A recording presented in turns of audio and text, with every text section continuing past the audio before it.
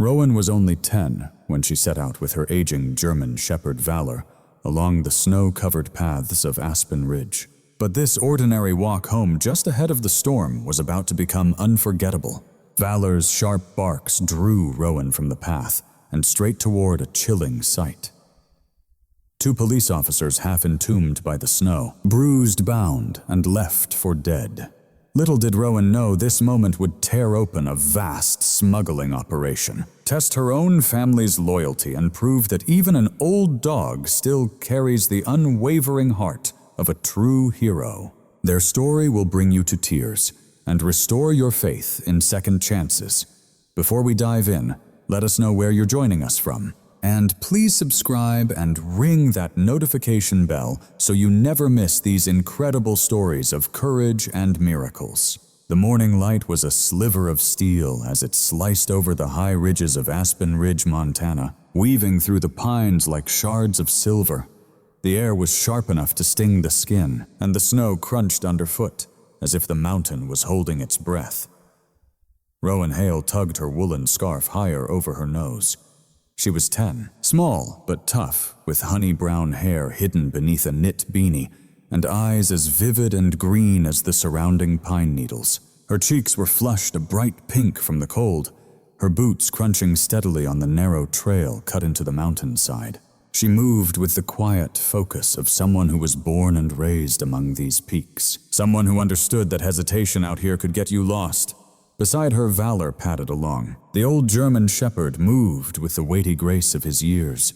His sable fur dappled with gray, his once mighty stride, now gentle from the ache of old joints. Just 8 years ago, Valor was a legend.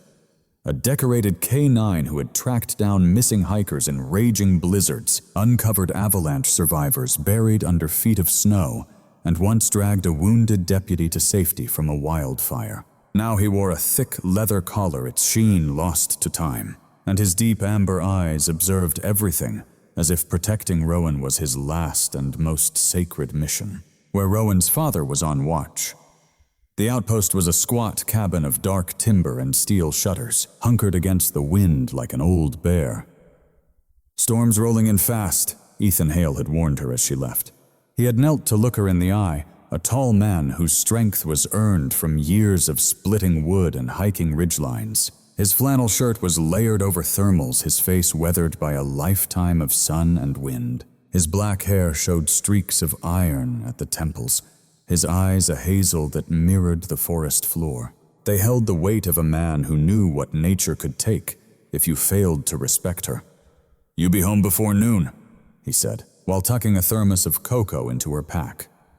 "If the wind changes, it'll white out." "I know, Dad," Rowan replied, with just a faint smile. Trying to sound much older than her 10 years, Ethan watched her go, a faint crease forming between his brows, then turned back to the radio tower as snow flurries brushed his jacket like phantom hands. Below the outpost, the world fell quiet. Pines filled the slopes, their branches bowing low under the heavy weight of old snow, and the sky had taken on a strange metallic gray that promised the weather was about to turn. Rowan embraced this silence. The biting cold was a welcome sting on her face, a reminder she was alive, a lone, courageous ember glowing against an infinite canvas of white. Valor froze mid-stride. His ears shot up, his tail went rigid. A deep growl vibrated from his chest. Rowan halted, her breath clouding the air. "What's wrong, boy?" But Valor answered with a single explosive bark and launched himself from the path, disappearing into a snowdrift that swallowed him to his chest. "Valor!" she cried, scrambling to follow his lead. Powdered snow flew from her boots as she pushed through the dense trees. Then a sound reached her, faint and desperate, a muffled groan nearly stolen by the wind. And then she saw them. For a moment her mind couldn't process the scene before her. 2 figures half entombed in a hollow of snow, just feet from the trail. Only their faces broke the surface, a ghastly mottled blue, their cheeks a bruised mosaic of black and purple against the unforgiving white. Silver duct tape rhymed with frost sealed their mouths shut. Their eyes remained shut. A breath snagged in Rowan's throat. They weren't gone. Not yet. A fragile cloud of breath escaped the man's nostrils, so faint it was almost a ghost. A snowflake settled on the woman's lashes, and they fluttered. Oh God, no. Rowan fell to her knees, the icy snow instantly seeping through her leggings. Valor anxiously circled the pair, letting out sharp urgent barks, desperately pawing at the snow, as if to dig them out himself. Rowan's hands trembled as she tore off her mittens. The frigid air seared her bare fingers, but she fumbled the thermos open and tilted it with care, letting a small stream of warm cocoa flow onto the edge of the tape over the man's mouth, just enough to soften the adhesive's grip. His lips were split, his skin as cold and brittle as porcelain. "Stay with me," she breathed. She then turned to help the woman, gently easing away the tape. The woman's breath hitched almost silently as the warm liquid made contact with her lips. Rowan's heart pounded against her ribs. She wrenched the emergency radio from her pack, jamming the button. "Dad!" she choked out. "Dad, it's Rowan. Mile marker 6 on the ridge trail. I found 2 people. Buried. They're alive, but they're fading fast. Please hurry." A crackle of static, then her father's voice cut through, tense and sharp. "Rowan, do not move them. Cover their heads. Just tiny sips if they can swallow. I'm on my way." Miles away at the outpost, Ethan Hale was in motion before she even finished speaking. The dispatch chair flew back from the desk with such force that it crashed to the floor. His boots hammered the floorboards in 3 massive strides as he snatched his parka, threw the rescue pack over his shoulder, and hit the alarm. The siren screamed through the station's rafters, its call echoing down to the patrol team in the vehicle bay below. Ethan stopped for just one breath, his gaze instinctively flicking to the photograph tacked above the doorframe. It was a picture of a man in his 70s, his height still apparent despite the stoop of his shoulders, dressed in an old patrol uniform. A noble sable German shepherd stood proudly by him, his muzzle gone to gray, but his eyes still bright. That was Walter Hale, his father. Once the most legendary K9 handler in the entire Rocky Mountains, the kind of man who would charge into an avalanche chute on a prayer and a half if there was the slightest chance of saving a life. Now Walter was confined to a hospital bed in Helena, his heart fighting a losing battle to keep him tethered to this world. "You never let them out and keep what you can still bring back," his father's words echoed in his mind. Ethan's jaw tightened. "Hold on, kiddo." He ripped the keys from their hook and charged down the stairs. His footsteps a thunderous promise. A blizzard raged across the ridgeline, the rescue sled's engine screaming into the wind. Down below, Rowan had secured her own scarf around the man's head and draped her parka over the woman's still chest. He was tall, looked to be in his 30s, his close-cropped dark hair matted with ice, his jaw lost in stubble. A faint scar, a crescent moon, traced his temple. Even in unconsciousness, his face was set in the stubborn, taut line. The woman was more fragile, her auburn hair laced with frost, her skin a terrifying ashen gray. Frozen tears clung to her lashes in icy clumps. Beneath the ice on her belt, a badge faintly glinted. Ellison. His badge was nearly lost to the snow, but her trembling fingers brushed it clean. Pike. Valor settled across their legs, his massive frame a shield against the wind, his ears twitching at every gust. "Good boy," Rowan whispered, her numb fingers stroking his thick ruff. The wind intensified, screaming through the trees, whipping snow into a fine smoke. Rowan's teeth chattered violently. Her voice remained a low, steady anchor, as if weaving a shelter with her words. "You're not going to die out here," she promised the strangers. "My dad is on his way. He saves people. It's what he does." Then, far below on the mountain, the wail of a siren rose and fell, steadily growing louder. Valor lifted his head, barking once a sharp, confident sound. Help was on the way.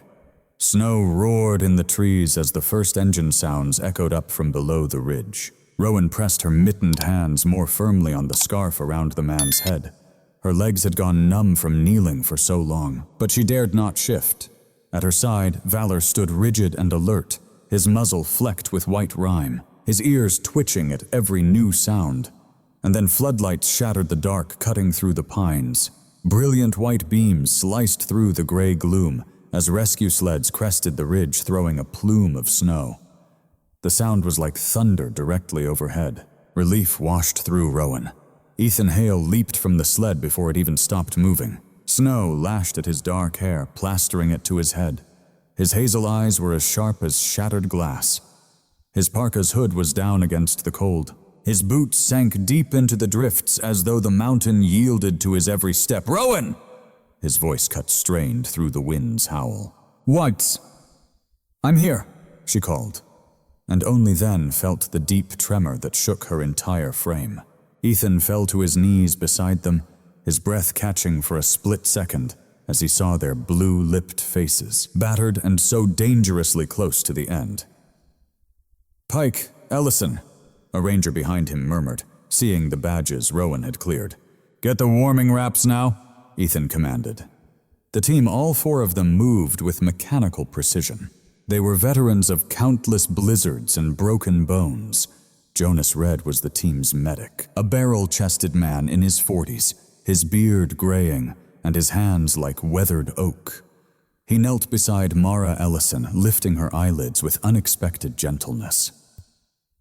"Breathing's shallow. We have only minutes." He muttered, his voice a deep and steady rumble, a tone that had calmed injured hikers and dying animals. Next to him, Ivy Clark, slender and sharp-eyed, her blonde braid frozen with snow, snapped a thermal blanket open with a sharp crack. A former competitive skier, she had transitioned to rescue work, and she moved with the urgency of someone still hearing a starting gun in her soul. "Pulses are faint, but they're there," she called out. Ethan was already on Daniel Pike, his rescue shears slicing through the ice-stiffened clothing, layering heat packs along his ribs. Valor stood so close his warm breath fogged Ethan's gloves, his amber eyes fixed on the man's face, a silent plea for him to hold on. "Easy, boy," Ethan whispered, not having the heart to push him away. Rowan stayed crouched by Mara's head, desperately clutching the woman's lifeless fingers in her own. Mara's lashes fluttered once, then went still. "Let's move," Jonas barked. "We can better stabilize them in the sleds." Loading them was a mix of chaos and practiced choreography using backboards wrapped in reflective foil, securing the two unconscious officers tightly before lifting them into the shelter of the rescue sled. Icy snow pelted the aluminum shell like a barrage of stones. Valor stood his ground, refusing to leave them until Ethan gave a sharp final command. He reluctantly trotted to Rowan, pressing against her for comfort as she climbed into the other sled. Ethan swung up beside the driver and slammed the door. The engines howled as they plunged down the slope. The ride down was a blur of violent motion, the sleds jolting over hidden rock swipers, fighting sheets of snow. Rowan clung to Valor, her arm tight around his neck, and her face buried in his fur, drawing strength from the steady rhythm of his heart. The interior smelled of wet wool and diesel and blood. Ethan's radio suddenly crackled. He barked coordinates to the clinic. His voice was clipped urgent, every single word landing like a heavy axe strike. Somewhere down the trail, Mara Ellison's eyelids flickered. Her body shuddered violently. A thin, rasping breath scraped from her throat. Jonas leaned forward instantly, fingers on her pulse. "Mara, Officer Ellison, can you hear me?" Her lips parted. Her voice was a cracked and tiny whisper, like a moth on glass. "They left us." Rowan's head snapped up. Jonas's eyes met Ethan's. "She's conscious. Keep her talking." Ethan twisted in his seat, leaning close. "Who, Mara, who left you?" Her pupil sluggishly shifted toward him, focusing by sheer will. "We were tracking the Crossbear Pine shipments. The ones not on the manifests." Her voice broke, turning into a sob. "We thought just smugglers, but they were waiting for us. Masks, rifles. We never even saw—" Her breath hitched violently. "Daniel tried to fight. her words drowned in a wave of raw coughing. "Easy now," Jonas said gently, fitting a mask over her mouth and feeding her warm oxygen. "You're safe. Enough for now." But Rowan never let go of her hand, whispering reassurances. "You're okay. We have you. Just try to rest." Mara's eyes fluttered in response, then closed as the sleds ground to a halt outside the Aspen Ridge Ranger Clinic. The low timber building crouched in the blizzard like a dark beast, its floodlights glinting off the long icicles hanging from the eaves. The wind screamed across the parking lot as they carried the two stretchers inside to the smell of antiseptic and pine. The waiting room was cleared cots, ready under heat lamps. As the team worked, Ethan stepped away from the chaos, pulling out his phone. Water from his gloves dripped on the screen as he scrolled to Luke Hale. For a beat, his thumb hovered over the name. Luke, his senior by 5 years, was taller, with the same hazel eyes that had grown colder with time. There was a time Luke was a legend, a wildfire hero who faced down walls of burning timber as if they were nothing more than a passing storm. And then he just walked away, turning his back on it for the lumber business, claiming he was done risking everything for people who didn't care. Ethan's fingers flew. 2 officers nearly died in our woods. They were investigating smugglers. I could use your eyes on any strange lumber traffic up by the border. He paused, staring at the screen, then sent the message. Luke's response was almost instant. "Stay out of it. It's not your fight." Ethan's jaw tightened. He began to type. "It's in our forest. That makes it my fight." The line went silent. And what Ethan didn't yet know, and what would have shattered him to his core, was that at that exact moment, Luke Hale sat in a dimly lit, wood-paneled office 2 towns away, a half-finished glass of whiskey clutched in his hand, as a man named Grant Mercer leaned casually against the desk. Mercer was all smooth veneer and deep corruption, his costly boots flecked with mud hair slicked back like tar, and a smile so thin it held absolutely no warmth. He had built an empire on illegal cross-border timber, with bribery woven into every single ledger line like a gleaming golden thread. And inside his briefcase, locked securely, were the documents linking Luke's company to 2 years of silent laundering. "You seem on edge, Luke," Mercer said, slowly swirling the whiskey in his glass. Luke remained silent, but his knuckles grew pale against the glass. Back at the clinic, Rowan sat on the floor, cradling Valor's head in her lap, while Jonas and Ivy worked. Mara had stabilized breathing on her own now. Daniel Pike hadn't uttered a single word, his jaw twitching ever so slightly as the warm saline began its steady drip into his arm. Rowan watched his face under the stark clinic light, lean with sharp bones and stubble the color of ash. A man who looked like he had weathered storms before, and this one almost broke him. Valor hadn't moved an inch since their arrival. He laid by the cot's edge, his body rigid, his gaze locked on the 2 injured officers, as if he'd declared himself their sole protector. Ethan knelt beside Rowan, placing a comforting hand on her shoulder for a moment. His voice, when it came, was raspy from the cold and a deeper burden. "You did good," he said softly. Rowan simply nodded, her throat tight. She felt if she tried to speak, her voice would shatter. Beyond the walls, the furious storm raged against the glass, as if desperate to tear its way inside. But in the small clinic, a quiet warmth began to settle around them. A delicate, resilient warmth of lives snatched back from the brink. By morning, the storm was gone, leaving a silence so profound and heavy it felt like a pressure against Rowan's ears. The woods around Aspen Ridge were buried under a pristine new crust of snow, their branches drooping like weary shoulders beneath a sky of pale, washed-out blue.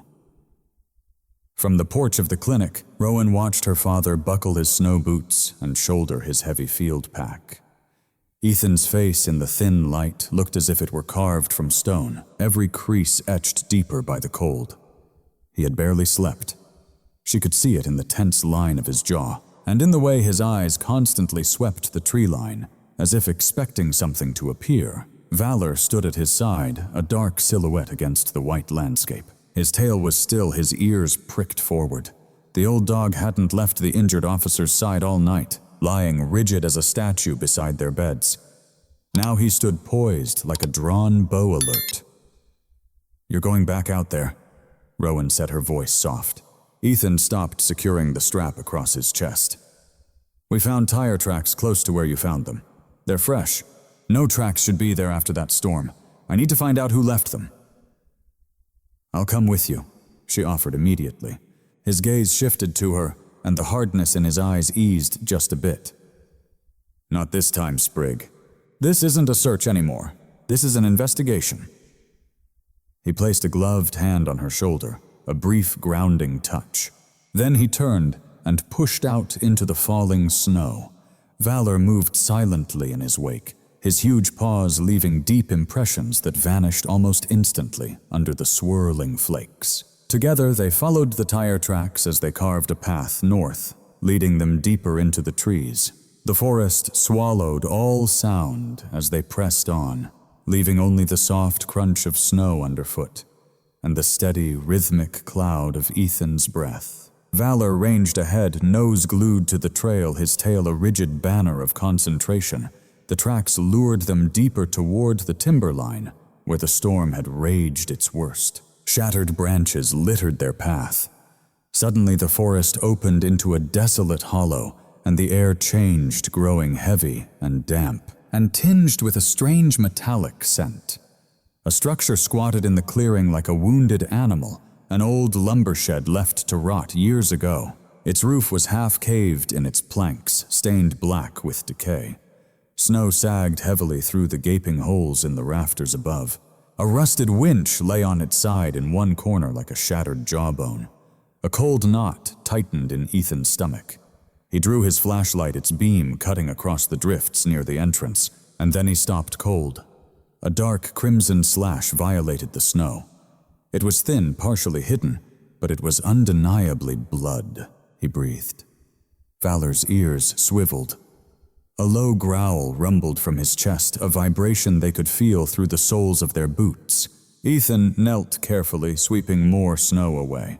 Beneath it, a boot print was stamped into the slush, its edges sharp, its presence recent. Inside the shed, the air was heavy with the smell of oil and old rot. A crude table had been thrown together from 2 pallets and a sheet of plywood. Rolled maps and shipping invoices were strewn across its surface, weighted down by a piece of clean-stripped bark bearing an unfamiliar export stamp. He carefully unrolled one of the documents, and a sharp hiss of air escaped his teeth. It was a route map. Thin red lines snaked across the Montana border and deep into British Columbia, punctuated by coordinates and cargo codes. Some shipments were labeled innocently as pine and spruce, but others were unmarked save for a faint gray stamp in the top corner, Mercer Logistics. The name hit him, and Ethan's pulse began to thunder in his ears. He pulled the camera from his rig and began snapping photos of it all. The blood in the snow, the deep tire tracks outside the route map the export stamp. Only then did he key his satellite radio. "This is Hale to Aspen Ridge," he said, his voice a low, gravelly rasp. "Sending evidence of a suspected cross-border timber smuggling operation. Coordinates are attached. I'm requesting immediate federal response." The line crackled with static, a hiss of empty space. Then, a clipped voice broke through. "Copy that, Ranger Hale. Stand by for follow-up." Ethan's gaze fell back to the scattered papers, the deep cold chewing at his very bones. He had found his enemy's shadow. Now he needed their name. And across town, that shadow was already watching. A sleek black SUV was parked just off Main Street, its polished paint muted by a dirty crust of road salt. Inside, the air was thick with the scent of expensive cigars and cold leather. Grant Mercer was lounged in the driver's seat. He was in his early 50s, but he carried the predatory stillness of a man 20 years younger. His dark hair was slicked back from a high, broad forehead, his tanned skin pulled taut over sharp, high cheekbones. He wore a charcoal overcoat made from a fabric far too rich for this part of Montana, a heavy gold watch flashing at his wrist. A folded morning paper rested in his lap, but his gaze was fixed on the clinic just down the street, so they had survived. He'd sent 6 of his men into that forest, and somehow the lawman had still clawed his way back to civilization. That should have been impossible. Mercer let out a slow stream of smoke, a cold smile touching his lips. He pulled out his phone. The dark screen mirrored his cold eyes. "There's been a change of plans," he uttered as the line connected. His voice was quiet, almost detached. "The 2 officers and the ranger's daughter. The method doesn't matter. Just ensure not one of them is left to speak." He disconnected, slid the phone into his coat, and slowly pulled away into the night, his red taillights vanishing into the gloom. That night the wind clawed at the windows of the Hale cabin like desperate fingernails. Rowan sat on the rug near the wood stove. Valor's had a heavy comfort in her lap as the floorboards groaned beneath her father's restless steps. Ethan's phone vibrated on the counter. He grabbed it mid-stride, his expression strained. "Luke," he answered, his voice taut. The voice that answered was both familiar and remote, laced with a cold hardness. "You always pick the worst moments to call. Your company is moving timber by the border," Ethan stated. "Do you know about unmarked trucks, falsified shipping manifests? Because 2 officers nearly froze to death chasing those trucks." A tense silence followed. At last, Luke Hale spoke.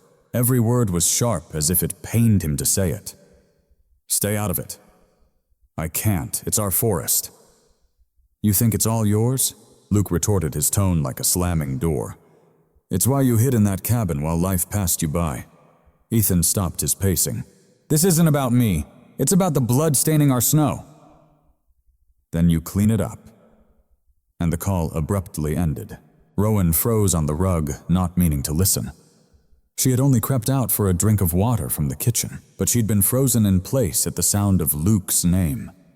Her father was a silhouette in the dim kitchen phone still held to his ear. Long after the line went dead, his shoulders tense.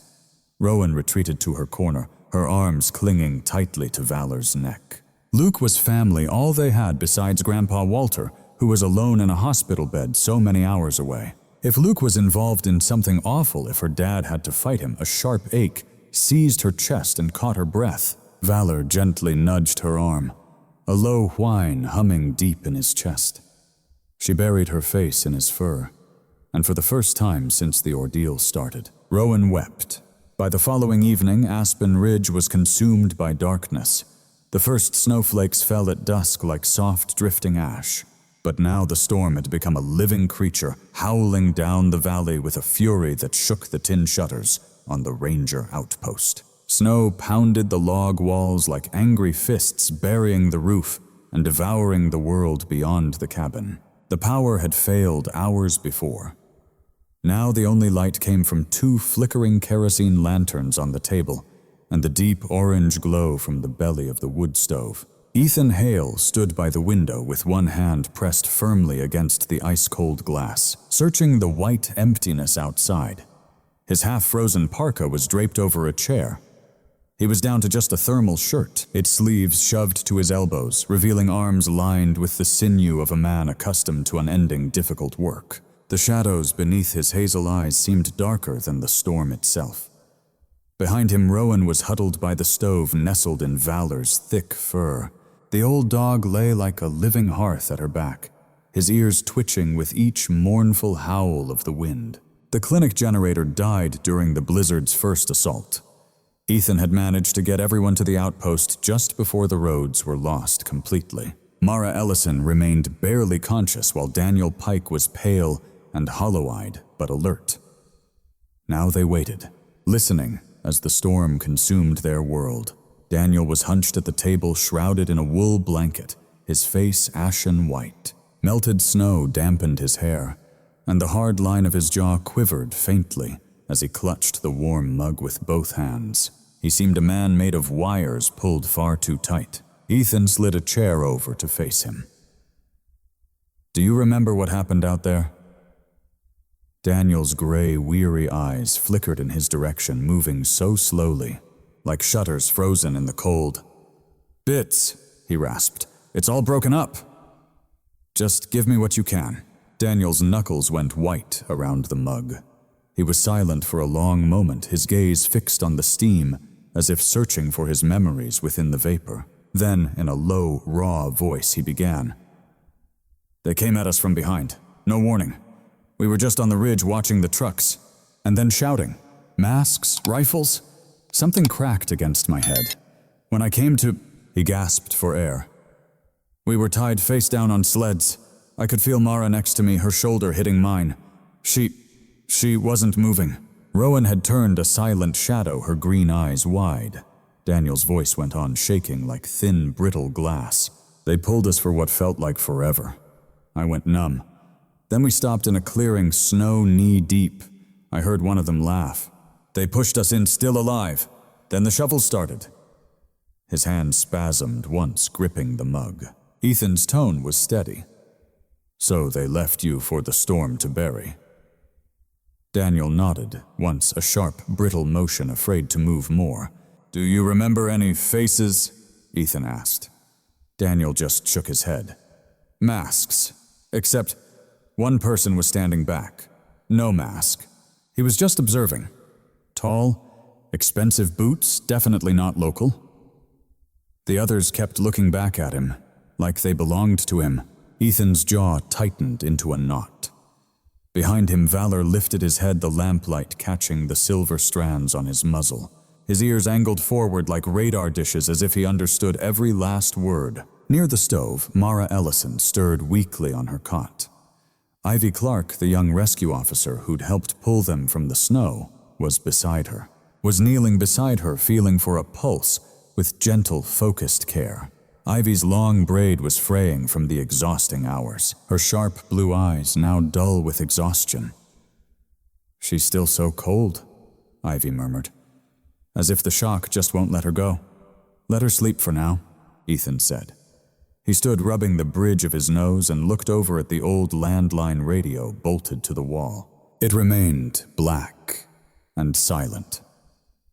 The storm was cutting the signal every couple of minutes. One thought kept returning to him, circling like a hawk stalking its prey. The people who buried Daniel and Mara alive had counted on them being dead. Now that they had, someone might try to finish what they started. Aspen Ridge had never felt so small and exposed. Miles away, in a warm room far from the storm's reach, Grant Mercer poured a drink. His hotel suite was immaculate, sleek and sterile, a temporary perch. A thick carpet muffled the city's hum, and flames danced behind glass embedded in the wall. Across from him, Corbin Shaw sat on the couch, his hands balled into fists on his knees. Shaw served as the county's deputy mayor, a man in his late 50s, his thinning blonde hair carefully arranged to hide his scalp with the weak, watery eyes of a man who crumbled under pressure. His gut strained his tailored shirt, and sweat beaded on his temple despite the room's chill. "Touring 200. "You said they wouldn't be coming back," Shaw muttered. Mercer gave a faint smile. "I said they shouldn't have come back. The storm was supposed to clean up this mess." Shaw fidgeted. "If this thing blows up, my name's on all those timber permits." Mercer's voice turned razor sharp, a whip crack in the still air. "Then ensure there are no fireworks." Shaw flinched. "Burn the files," Mercer commanded. "Every last copy, and if those officers survive long enough to speak, make sure they don't." Shaw's jaw worked silently. "You're suggesting..." "I'm talking about survival." Mercer interjected, his voice a silken, lethal whisper. He leaned in, and for a fleeting moment Shaw saw the predator lurking just behind the man's refined facade. "Get the men back to Aspen Ridge. End this tonight." Shaw swallowed against a dry throat and gave a stiff nod. Mercer settled back, swirling the amber liquid in his glass, firelight glinting in his dark, predatory eyes. "Good boy." Outside, the night closed in around the outpost like a shroud. The wind howled with a rising fury, shaking the very bones of the cabin. Lanterns sputtered their flames, fighting a losing battle against an encroaching darkness. Rowan had drifted to sleep, nestled against Valor's powerful side, her small hand buried deep in the warmth of his thick fur. For a long moment, Ethan just watched her, the fire's glow catching the silver in his hair before his gaze returned to Daniel.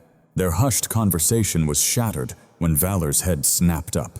His ears swiveled, his entire frame freezing into a statue of pure alertness. A low growl rumbled from his chest, a deep rolling sound that seemed to vibrate through the floorboards. "Valor?" Ethan was instantly on his feet. The dog stalked to the door, his gait stiff and wary, his nose twitching, sampling the air seeping through the cracks. In 3 long strides, Ethan crossed the room, grabbing his rifle from its rack. "Stay with Rowan," he commanded Ivy, who was already on her feet. He carefully eased the heavy door open, and the wind shrieked its way inside, dragging with it a blinding whirlwind of snow. Out in the blackness, a shape darted between the trees, a mere shadow, yet one moving defiantly against the gale. Not with it. Valor's warning exploded into a deafening bark. The figure recoiled in the blinding snow, a fleeting impression of dark clothing against the white, goggles flashing in the spill of lantern light before it scrambled for the tree line. "Contact!" Ethan yelled. Daniel was already moving, unsteady but resolute, reaching for the handgun they'd retrieved from his pack. Ivy lunged for the radio handset, her movement swift and sure. Ethan charged into the blizzard Valor, a blur of motion at his side. The cold struck like a physical blow, the world dissolving into a maelstrom of howling wind and snow. Ahead, their quarry clambered over a fallen tree boots, scrabbling for purchase, before the storm simply swallowed them whole. Ethan plunged after them, Valor's ferocious barks tearing through the night's chaos. For a fraction of a second, the figure pivoted back toward them. Ethan caught the brief flash of black goggles and the muted gleam of metal in their grip. In that instant, Valor launched himself forward. The figure cried out a choked sound, dropping a small metallic object that vanished instantly into the deep snow. And just like that, they were gone, utterly consumed by the blizzard. Ethan slid to a stop, his heart pounding against his ribs as the blackness sealed the path behind them. Valor stood panting hard, his teeth bared and his eyes glowing like embers. Crouching, Ethan gripped the dog's thick ruff. "Good boy," he breathed, his voice filled with gratitude. Returning to the cabin, they were drenched and freezing. Ivy had fortified the windows, blocking them with heavy storage crates in their absence. Daniel remained a tense sentinel by the door, his pistol held steady, despite the tremor in his hands. "They were trying to get close," Ethan stated, shrugging off his sodden jacket. "Maybe plant a device, or maybe finish the job." His eyes locked with Daniel's. "This wasn't some random hit. They're not done with us." Beyond the walls, the blizzard raged on with renewed fury. Inside, Valor lay plastered against the door, a living, breathing barricade against the night. His ears perpetually alert, his whole body thrumming with a tense readiness. And somewhere out there in the suffocating darkness, men under orders were methodically closing their circle. The world that emerged after the storm seemed scoured clean, as if reshaped by a divine and unforgiving hand. Immense sculpted drifts of snow blanketed everything, glittering under a sun so fierce and bright the very air felt brittle enough to shatter. The pines stood silent and shrouded their boughs heavy with snow beneath a sky of brittle, piercing blue like ice viewed from deep underwater. Ethan Hale stood on the Ranger outpost deck, his boots sinking into the frozen crust, his gaze fixed on the northern timberline where the path vanished into the rolling whiteness. The storm had ended, but its silence was a heavier weight. No birds, no wind, just the faint ticking of melting ice. The door behind him groaned open. Rowan emerged, and her parka cheeks reddened, her green eyes resolute despite the shadow of fear that still clung to her. Valor pressed past her, shaking snow from his fur, his amber eyes scanning the horizon like a faithful sentinel. "Oh, you're going after them," Rowan stated. Ethan didn't turn. "We have to," he said. "Before they get rid of the proof, I'm coming with you." His shoulders tensed. "No." "I saw where the trucks went," she insisted. "You don't know the hollow beyond the creek." "I do." Ethan faced her. Then his jaw tight. For a heartbeat he was about to refuse, but Valor moved to her side, sitting squarely, his tail thudding once a clear declaration of loyalty. Ethan sighed, old grief and new worry warring in his eyes. "You stay right behind me. If I tell you to run, you run." Rowan gave a fierce nod. They departed before noon. Daniel Pike was waiting at the base of the outpost steps, bundled in a heavy tactical jacket, borrowed from Ethan's supply.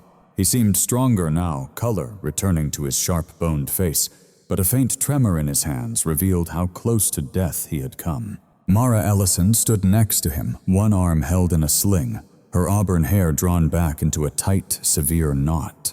Her freckles were stark against the pallor of her skin, and her gray eyes shone clear, cold, and absolutely unflinching. If she feared returning to the snow that nearly buried her alive, she gave no sign of it. "Still think this is insane?" Daniel muttered. "Absolutely," Mara replied. "Let's move." They each carried compact rifles beneath their coats, their gear checked, and ready for action. Ethan took the lead with Rowan falling into step right behind him. Valor weaving silently ahead through waist-deep snow, nose low, his tail held straight as a drawn blade. The hours passed in a muted haze of white. The only sounds were their breathing and the soft crunch of their snowshoes. The forest was a vast cathedral of silence, its branches sagging over narrow game trails, sunlight glinting off ice like broken glass. Rowan fixed her gaze on Valor's paw prints. He never once faltered. Though old, his gait was the steady, unyielding pace of a soldier who had never forgotten his duty. Just before twilight, they finally reached the hollow. It crouched at the very base of a towering cliff, half concealed by a stand of black spruce. An old lumberyard fenced with sagging wire, the snow inside packed flat by heavy tires. The air held the faint stench of diesel and old pine sap. Ethan raised a clenched fist. They all dropped to their knees behind a massive fallen log. Through gaps in the fence, they could see stacks of freshly cut pine logs, looking pale as bone against the grimy snow. A corrugated steel shed squatted in the center, its main door padlocked and chained, a faint glow of light bleeding from cracks in its walls. "There," Rowan whispered, pointing. "That's where I saw the truck go." Ethan's jaw clenched. "We get those files and we get out, quietly." Daniel and Mara nodded, their faces taut with tension. Valor glided like a shadow between them, his breath clouding in the cold. Ethan severed the fence wire with heavy bolt cutters. Carefully, he passed them through the narrow opening. Snow muffled their footsteps as they crept across the yard. The silence felt heavy, unnatural. As Ethan's hand met the shed door, a sharp voice cut the silence. "Stop right there." Luke Hale materialized in the doorway. A dim light at his back cast his face in shadow, but Rowan recognized him immediately. That towering frame, those were her father's hazel eyes, but colder recessed under the brim of a black wool cap. He wore a heavy shearling coat over a flannel shirt, his collar turned up against the cold, his breath pluming around the pistol gripped in his hands. For a long, paralyzed moment, nobody moved. "Luke," Ethan's voice was low. "Should have stayed away." Luke answered, his voice devoid of emotion, weary, as if stretched to its very limit. His eyes shot from Ethan to Rowan, and a flicker of agony broke his facade before it vanished. "Lower the weapon," Ethan said. "You don't understand." Luke's knuckles grew white on the handle. "You have no idea what—" "Mercer!" He cut himself off, jaw clenching. Mara's gray eyes narrowed. Daniel subtly shifted, shielding Rowan with his body. "Mercer is using you," Ethan said, taking a step closer. "You think this protects your company. You're defending a criminal enterprise." Luke's laugh was a sharp, broken sound. "Easy for you to judge from your mountain throne. You never had to make payroll. Never had 30 men depending on you to feed their families. Mercer!" His voice broke. "He said if I didn't comply, he'd ruin us. I believed him." "And you still do," Ethan countered. Luke's aim trembled. For an instant he swayed, as if the burden of the weapon was pulling his arm toward the ground. Ethan advanced another step, his voice low. "Luke, Walter's in the hospital." The name landed like a punch. Luke recoiled, his eyes cutting towards his brothers. "His heart is failing," Ethan said, each word heavy. "The doctor says days, perhaps. And even just last week, as he was lying there with tubes in his chest. You know what he told me." Luke's mouth formed words, but no sound escaped. He said, "A Hale was born to protect what's right, not to defend what's wrong." The pistol in his hand shook. Luke's breath caught a ragged, painful gasp. "Are you the son he raised?" Ethan pushed. "Or just the man that Mercer bought?" The weapon slid from Luke's grasp. It landed in the snow with a soft, final thud. Luke's face completely broke. He collapsed to his knees in the drift, his hands covering his face, shoulders shaking. The sound was half a laugh and half a heart-wrenching sob, and utterly broken. "I just wanted to save them," he choked out. "My men, the company. I said it was only numbers, only shipments. Until trucks stopped returning empty. Until people began to disappear."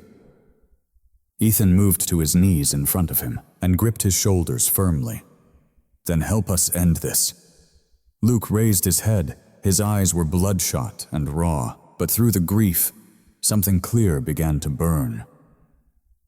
"Mercer's clearing the yard tonight," he rasped. "Everything ledgers the route logs, fake customs stamps. He's torching it all at midnight." Mara moved forward, her voice sharp as forged steel. "Then we don't wait." Ethan gave Luke's shoulder a firm squeeze, then stood. "Get us inside." Luke scrubbed at his face with his sleeve. Picking up his fallen pistol, he nodded. "This way," he commanded, his voice steadying as he pushed open the shed door. The shed's corroded hinges screamed in protest as Luke forced it open, and a blast of air, colder than the night itself, rushed out from the darkness within. The room smelled of mold and old sawdust. Their flashlight beams pierced through the slowly drifting dust motes, light catching on heaps of bare pine logs and shattered pallets piled up like the bones of some fallen beast. Luke led the way, his boots grinding on the icy planks, his entire frame coiled and alert, as though the darkness itself might rise against him. Ethan was right behind, weapon low, his gaze sweeping every corner. Daniel and Mara moved like phantoms behind them, armed and silent, as Rowan trailed close to her father. Valor stayed at her knee, a living shadow of muscle with burning amber eyes. Across the shed, a steel trap door lay half hidden beneath a tarp. A heavy padlock hung from the latch, freshly severed. Luke knelt, tore it open, and a wave of musty air spilled out from the blackness beneath. "Mercer's vault," Luke murmured. "This is where he keeps the real books." Ethan's jaw went rigid. Then let's finish this." The stairway dropped sharply into the earth, its concrete walls glazed with frost. The beams of their flashlights danced down the stairs, reflecting off slicks of black ice. The chamber below was unexpectedly modern. Pristine concrete floors, insulated walls, and steel shelves that groaned beneath rows of crates stamped Mercer Logistics. A steel desk dominated the center, cluttered with binders, route ledgers, and small piles of Canadian customs slips, everyone bearing clearly counterfeit stamps. A lone industrial heater clicked softly in the corner. "Oh my God," Mara breathed. Her gray eyes took in the massive stash, her gaze hardening by the second. "Grab everything," Daniel ordered, his voice sharp. "Photos? Samples, anything we can carry." They split up, fanning out. Ethan and Luke cracked open binders filled with cash flows and anonymous cargo IDs. Mara began snapping photos of every sheet in rapid bursts, her arm in its sling trembling with the effort. Rowan stayed by the door, gripping Valor's collar, her wide eyes flitting between them like a frightened sparrow. A scrape of footsteps echoed from above. They all froze. A door slammed shut overhead. Then the thunder of boots on the wood planks above, and a figure exploded into the stairwell. He was lean and wind-burned, wearing a black parka, his face hidden by a ski mask. In his gloved hand, he gripped a flash drive that caught the light. "Freeze!" Daniel shouted, leveling his rifle. The man scrambled back up the stairs. "The drive!" Mara cried out. "He has the backups!" "Valor," Ethan commanded. The old shepherd exploded forward, a blur of coiled power unleashed, his claws scraping for purchase as he surged up the steps, a flash of black and gold, his thunderous bark echoing through the narrow stairwell. A blast of snow erupted into the shed as the man burst through the outer door. The woods beyond were dark and brutally cold. The crust of snow cried out under every step. The fleeing man dove desperately between the trees, his breath a white plume. Valor tore through the underbrush, his old body low and fluid, his eyes ablaze with fierce determination, every stride relentless. The man glanced back, and Valor struck him like a force of nature. They went down together in the snow. Valor's jaws clamped onto his forearm as the flash drive flew from his hand, lost in the deep snow. The man screamed, thrashing wildly, but Valor held fast, his teeth sinking deeper like iron vices. Daniel exploded from the shed just moments behind, his lungs on fire as he skidded to a halt. He pulled Valor back by the harness and slammed his knee into the man's side, driving him face first into the snow. "He's secure," Daniel gasped, locking cuffs on his wrists. Valor finally let go with a low, menacing growl. Then, piercing headlights tore through the tree line. A procession of black SUVs screeched to a halt just outside the fence. Doors were thrown open with a punishing slam. Grant Mercer emerged first, seemingly impervious to the biting cold, his long charcoal coat billowing like smoke around his imposing figure. His black leather gloves shone ominously in the harsh beams. The storm's pale light glinted off the silver in his hair and the ice in his dark eyes. 6 armed men fanned out behind him, their rifles held low, poised for action. A cold dread seized Luke. Ethan and Mara erupted from the shed. Their weapons snapped into place against their shoulders as Rowan clung desperately to the doorway. At her feet, Valor hunkered down, a low, menacing growl rumbling in his chest. Mercer's smile was a thin, terrible line. "Daniel Pike," he stated, his voice a chilling whisper, smooth as silk yet sharp as shattered glass. "Still breathing," he mused. "How disappointing." Daniel raised his rifle. "Not for long if you make a move." Mercer's gaze drifted to Mara, then to Ethan, finally settling on Luke, his eyes lingering with a sharp edge of contempt. "And you," he said, his voice dropping low. "I warned you about the price of disloyalty." Luke's jaw tightened into a knot. Mercer lifted a single hand. 2 of his men moved forward, their rifles rising to target Daniel and Mara. "End them," Mercer ordered. And in that instant, time shattered. The night exploded into chaos, shouts, the crunch of boots on snow, the metallic click of safeties. Rowan screamed. Valor launched himself forward, his teeth bared, just as Ethan moved to shield Daniel. But Luke was faster. He crashed into Ethan's side, sending him sprawling, planting himself directly between Mercer and his friends, his own pistol snapping up. "Stop!" Luke roared, his voice shattering the stillness like a clap of thunder. "You're not killing anyone else." Mercer's eyes turned to ice. "Luke, I told you no." Luke's arms were locked, his face a mask of raw fury and terror, but beneath it all, a fierce resolve burned. "It ends here." A command split the air. "Federal agents, drop your weapons." Red and blue lights tore through the darkness as a half-dozen figures emerged from the timberline. They were clad in body armor, their boots capped with snow rifles held steady.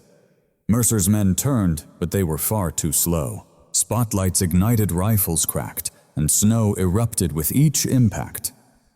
Valor, ever loyal, dragged Rowan back to safety as gunfire tore the night apart. Mercer cursed, lunging for the SUV, but a federal agent slammed him hard against the hood, brutally wrenching his arms behind his back. His remaining guards were subdued by heavy boots and rifle butts, their shouts lost in the roar of engines and barked commands.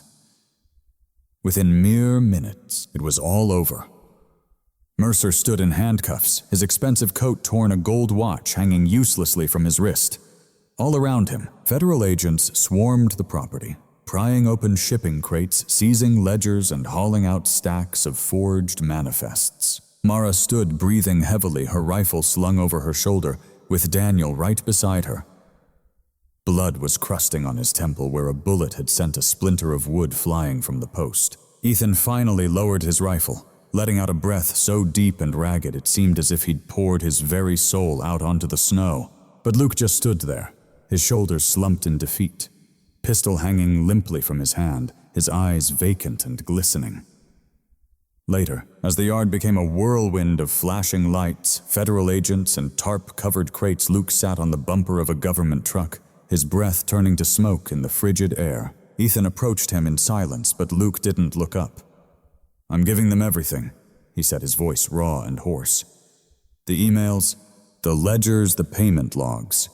Mercer had off-site copies. He forced me to sign them. They'll be able to trace it all. And I'm going to testify." A knot formed in Ethan's throat. "They'll come for you, Luke." A broken laugh escaped Luke's lips. "Let them. It's all that's left." For a long, heavy moment, they just sat in the quiet, listening to the snow sizzle under the harsh floodlights. Then Ethan extended his hand. Luke just stared at it. He then took it, gripping it hard. Silence held them, but Ethan's eyes were stark red with emotion. Against the winter sky, the courthouse rose like a monolithic stone carving. Its marble steps were bleached pale in the low morning light. It had been weeks since that night in the yard. Weeks filled with statements, depositions, and sleepless hours beneath humming fluorescent lights. And now it all came down to this judgment day. Crusted snow lined the street gutters, and the air held a blade-like sharpness, bright with the scent of distant pine drifting from the high ridges. Inside the federal courtroom was as hushed and cold as a cathedral. At the defense table sat Grant Mercer, his wrists in cuffs, his once immaculate charcoal suit now hanging loosely on his diminished frame, as though his arrogance itself had once held it upright. His hair, formerly like black glass, was now threaded with white. His gaze was fixed forward, his jaw locked like a statue forgetting how to breathe. Behind him, Corbin Shaw was seated, smaller somehow, without the sheen of his former office. A sagging figure in an orange jumpsuit, eyes moist, hair lank from the strain. His hands trembled where they rested on his knees. The judge's voice sliced through the still air, measured, final. "Grant Mercer, for conspiracy to commit murder, the attempted murder of federal officers, and vast cross-border timber smuggling, this court hereby sentences you to life in prison without the possibility of parole." A shadow flickered across Mercer's face. It was not fear nor rage, simply nothing. Just the void left by a collapsing kingdom. "Corbin Shaw," the judge continued, "for collusion, falsification of federal documents, and obstruction of justice. 25 years in federal custody." A shudder coursed through Shaw. He deflated like air hissing from a balloon. The rest came in a grim litany of names and their fates. Mercer's lieutenants received sentences from 15 to 30 years each. Their offshore accounts and shell companies were ordered to be seized. The timber yard was officially condemned, absorbed into federal custody. And when the gavel finally fell, it echoed like a heavy vault being sealed. Outside, cold sunlight washed the steps. Reporters yelled from behind the barricades, but Ethan barely registered their voices. He stood at the foot of the courthouse stairs, flanked by Daniel Pike and Mara Ellison. Mara's sling was gone now, her auburn hair flowing loose around her shoulders, her eyes clear and luminous once more. Daniel's jaw was still bandaged where the bullet had grazed him, but color had returned to his face, bringing with it that quiet, coiled resolve. "It's done," Daniel said softly. "Mostly," Ethan murmured. Their heads turned as a car pulled to the curb. Luke emerged, his collar turned up against the chill, his expression guarded. Something in his face had shifted, had changed, as if a long storm had finally passed through him, leaving clear skies in its wake. He completely ignored the press. He looked only at Ethan, offering a single nod. 2 days later, Ethan was walking the sterile, bright halls of the county hospital. Valor padded silently at his heel. The air held the sharp smell of disinfectant and faint lemon. Outside the tall windows, snowmelt dripped in clear threads from the eaves. Room 417 was warm and dimly lit. Walter Hale lay propped against crisp white pillows, tubes trailing from his chest to machines that hummed softly nearby. He seemed impossibly small to Ethan now. His broad-shouldered frame had been whittled down by the battle within his heart, but his eyes were open awake, a pale, steady hazel. Luke was already there, standing at the bed's foot like a boy who had been caught trespassing. His hands hung empty at his sides. "Hey, Dad?" He managed his voice, barely a whisper. A faint curl touched Walter's lips. "Luke?" He dared a step forward, his jaw tight, as if fighting to force out the words. "I'm sorry. For all of it. For forgetting what you taught us." A trembling hand rose from Walter's side. Instantly, Luke closed the distance, cradling it in both of his. "You remembered," Walter whispered, his voice fragile. "That's all that matters." Then his gaze drifted to find Ethan, who was standing frozen in the doorway, Valor a warm, steady presence against his leg. "My boys," Walter breathed. "Both of you, guard the light." Ethan fought to swallow past the lump in his throat. Luke's head fell, his shoulders trembling with unspoken grief. Walter simply closed his eyes and smiled, as faint as a dying ember, yet somehow just as warm. A week later, spring sunlight streamed through the high windows of the Ranger Outpost's timber hall. The air was thick with the scent of wood smoke and pine. Local rangers and federal agents gathered beneath a banner hung slightly askew over the hearth that read, "Commendation Ceremony. Aspen Ridge Rescue." Mara's boots clicked firmly on the floorboards as she approached the podium. Her voice, clear and strong, rang out, "In service of extraordinary bravery, and for saving the lives of federal officers in the line of duty, Rowan Hale." The girl stood small, but radiating fierceness in her wool dress and a borrowed ranger hat. Her cheeks flushed, her eyes burning bright. She walked toward the front as a wave of polite applause filled the room, Valor pacing beside her, a loyal four-legged shadow. Mara's lips quirked into a smile as she added, "And for exceptional valor under fire." Valor.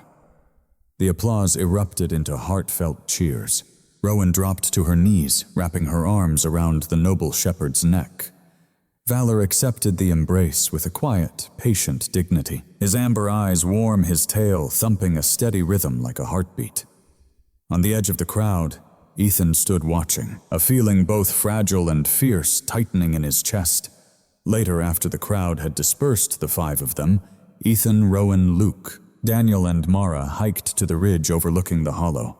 Below them, the forest stretched out like a vast ocean of green glass, its tips still kissed with frost, the snow melting into jeweled patches. The air smelled of damp earth and the promise of a new beginning. Rowan stood between her father and Luke, with Valor pressed faithfully against her knee. She tilted her face to the wind, her eyes catching the light and shining brightly. For a long moment, a peaceful silence held them. Then Ethan spoke almost to himself.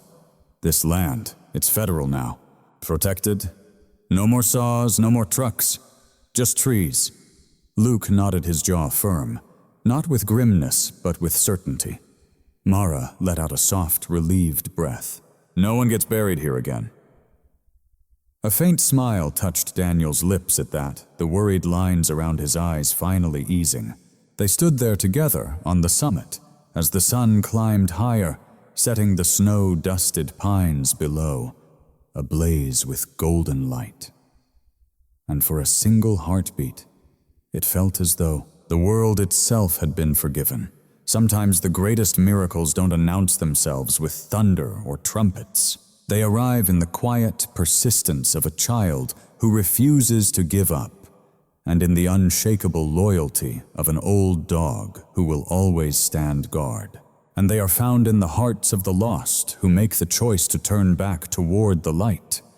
Just as the Creator breathed life back into a world buried by snow, He can breathe hope into the desolate places inside our own hearts we believed were lost forever. For every dawn is proof that grace will rise even after the very darkest of nights.